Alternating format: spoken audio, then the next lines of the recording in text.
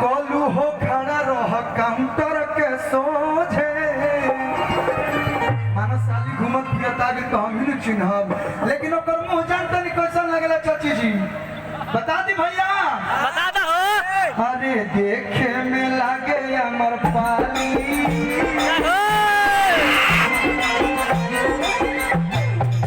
जो दिनेश भैया के फिल्म में काम करती है सिंह की तरह लगती है कि अरे देखे में लागो से अमर पाली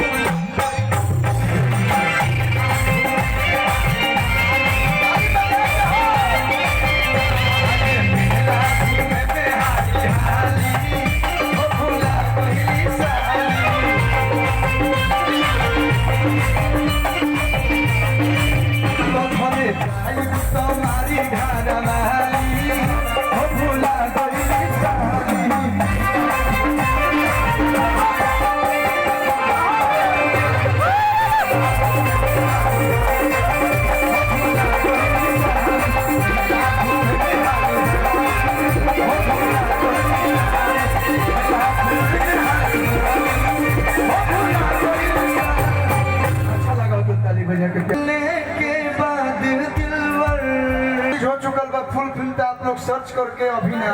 अभी हमारा के देखी लोग लाइव कल हम चल जीते जब हम याद है तो दिलवर फिल्म देख ले देखो बोलो भैया हमें को गाना को बॉयफ्रेंड है मैं बॉयफ्रेंड बनाऊं गर्लफ्रेंड कई बारी और कर देता है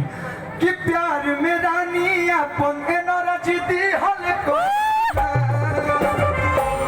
हम कहता नहीं आपके भाई कहता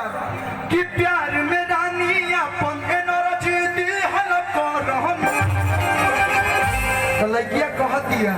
कि रजऊ चिप्स खिया के लिप्स पे चुमाली हम करो वही फिल्मिया में गाना बा देखिए बीच बीच में होना चाहिए भक्ति भजन फिर एगो भाई लोग कहती कि मेरा मर्द माना किया है सुने बोल अरे कटनी नहीं करवाना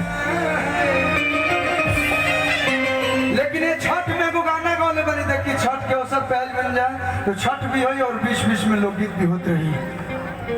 बड़ी ध्यान से विनीत भैया देखा नहीं है ना चाहिए और जो ना उम्मीद खातिर हुआ बोलोले बने पूरा विश्वास पे खड़ा उतर एक बार जोरदार ताली बजा दीजिए इतना क्राउड